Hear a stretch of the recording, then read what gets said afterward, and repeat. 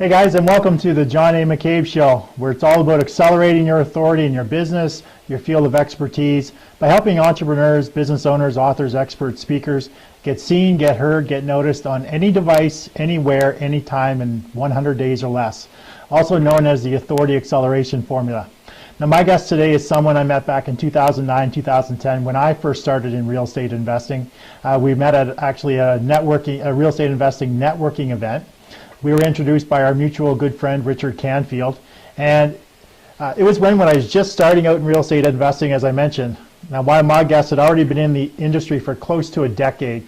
However, it's not all been sunshines and rainbows for this particular investor.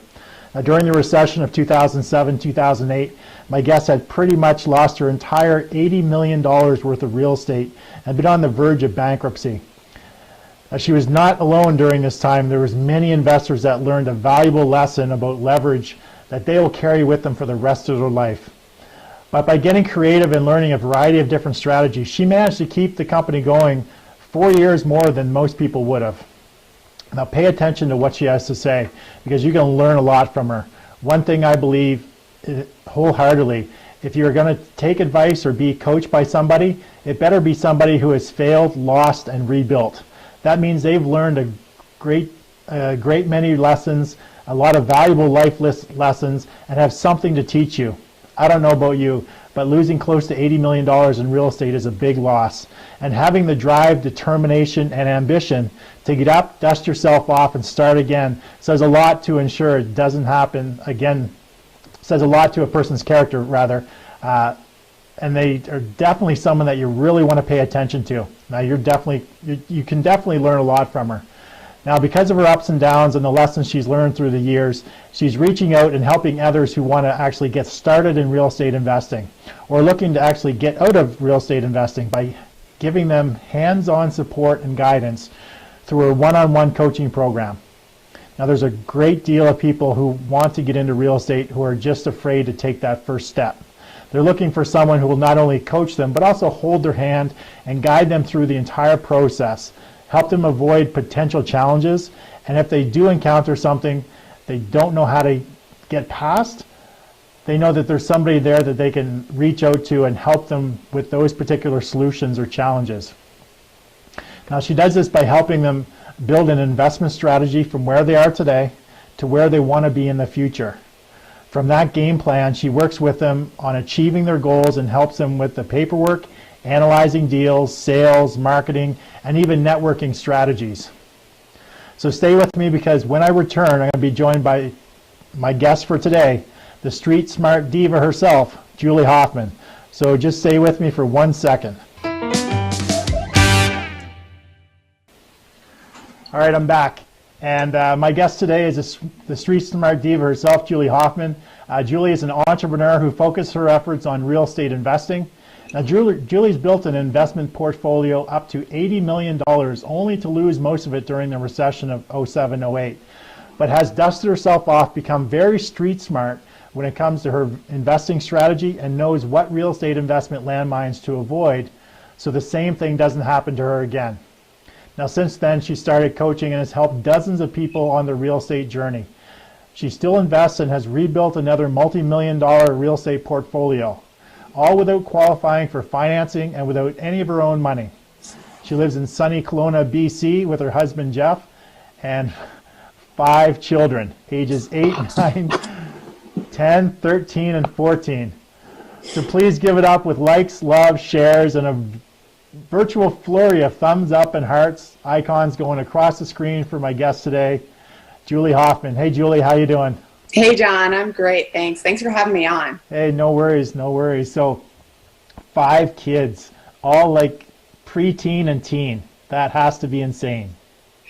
It's a wild experience, but you know what? It's great. I'm so lucky. I've got 5 great kids. I really do. Are your kids involved in the real estate business at all with you, or do they help you out? Or are they just starting to help you out? They are not. Not so much. I have a son. He designed a book cover for me. Okay. He really wants me to. I should have brought it. I should have had it ready here to show you. Exactly. But no, they're all on their own little paths. Oh, that's good. That's good. Yeah. So you learned some valuable lessons back in probably in the last 5 to 10 years. Absolutely. So things were all great, all rosy until the recession hit, and then things became a little bit upside down. So why don't you start off with maybe giving us your 2 to 4 minute origin story? Tell us sort of in 2 to 4 minutes Julie's life, from where you were before to what happened to where you are today. For sure. And, I hope I don't repeat myself too much today. But, I started out like a lot of folks. I grew up in a nice family. I listened to my parents. Well, actually, I was kind of a sneaky kid. Got away with a lot of things they still don't know, they don't know about. But, I did what my parents told me to do. I got a good education so that I could go to university, so I could get a good job. And I actually have 2 degrees, one in exercise science and another one, a doctorate in physical therapy. And so there I was, getting educated in physical therapy, and I met this amazing Canadian man. And I lived in the States at the time. I'm actually from Colorado. Okay. And met this really handsome Canadian guy down in Mexico. And he brought me up to Canada. We got married. And I started working as a physical therapist. And pretty soon thereafter, I was pregnant with my first child. And I always thought I'd go back to work because I'd gone to school forever. And I was worried about what my parents would think, what other people would think. But once she was born, everything changed. And also, right before she was born, my husband had come home and he said, we should invest in real estate. So we'd actually accumulated 3 properties. And I thought, okay, we have 3 properties. That's good. But I'm going back to work, honey. Yeah. But again, she was born and everything changed. So I knew I wanted to spend as much time with her as I possibly could. And I knew real estate would help me do that. So I bought 12 more properties in the next year. We accumulated 36 properties. By 2006, we had a massive net worth because we bought them all, between 2001, 2002, 2003. Yeah. Things just took off. We became condo converters. We converted 5 buildings really, really well and bought another, let it ride. And it was just like it sounds.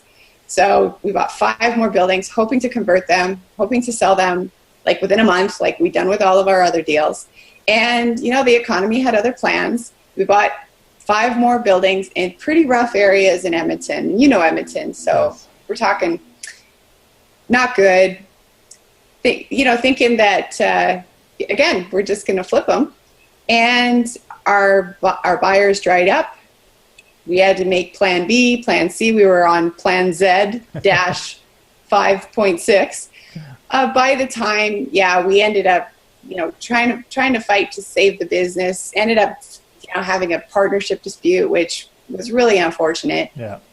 And ended up in multiple foreclosures and eventual bankruptcy. And I know it sounds horrible. It does.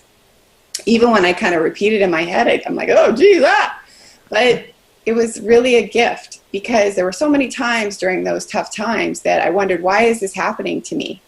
Well, like you said earlier, I just picked myself up, dusted myself off, started to, just regroup things. And I had this opportunity actually to move out to Kelowna.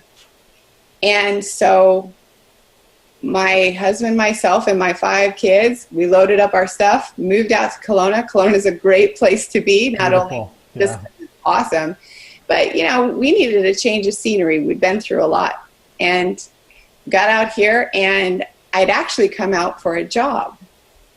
And the job went away within about 2 months. Wow. So we're like, well, it doesn't matter. We're here. Let's do everything that we can to stay here. My husband owned a business back in Alberta, so that worked. That was working pretty well. And I started, I started rebuilding another, like you said before, I rebuilt another multi-million-dollar real estate portfolio. Yeah. And I just did things a lot differently. And then I came across a couple actually in Saskatchewan a couple years ago who needed my help. And so a coaching practice was born. I didn't really want to buy a property in Saskatchewan because I kind of like to be close to my ideals, or I like to have, you know, a good team of people on the ground, because I got some stuff in Alberta still. Exactly. And I'm looking into Alberta. But anyway, at the time, they said, can you help us? I said, well, I don't want to buy it, but I can coach you through the process. And I did, and they ended up going from losing $10,000 to making an additional $22,000. And I'm like, oh, I like this. Yeah. So it's just become a combination of doing deals, coaching people. And so again, going back to it's kind of a tragic story, but had it not happened, you know, I wouldn't be living in Kelowna. I'd probably still be in Alberta. Not that there's anything wrong with Alberta. I love Alberta. I do. I'm pretty happy where I'm at, though. It's a little bit warmer in the wintertime. It's pretty nice. So did you, just one quick question. So you bought several properties in the early 2000s.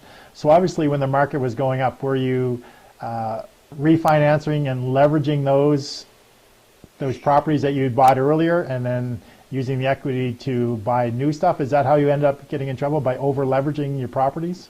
No, we had a net worth of probably $5 million, sold all of the single family homes, duplexes, condos, and bought multifamily to do condo convert.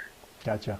And that was profitable too. Again, like I said, for five buildings. And again, we'd buy them and they'd be sold off in a month. It was crazy. It was until you hit that point in time. Real estate utopia. Yeah. Where the market actually started to go down and people started to, you know, you're left with buildings that, you know, you have properties that you just can't unload because nobody's willing to buy them at what you need to get out of them in order to save off, you know, losing a ton of money. Yeah, it was pretty nightmarish. And we bought the 5 properties that we were gonna flip, right? We bought them with an equivalent of a credit card. Oh, nice. So we weren't going to own them long, right? So one of the ways we were able to survive a lot longer is I was able to successfully individually refinance each individual condo. So it was 100 condos that I basically refinanced myself. So I learned so much about financing, which is a huge gift because you've got to know financing. If you don't know it, you're going to struggle in real estate. For sure.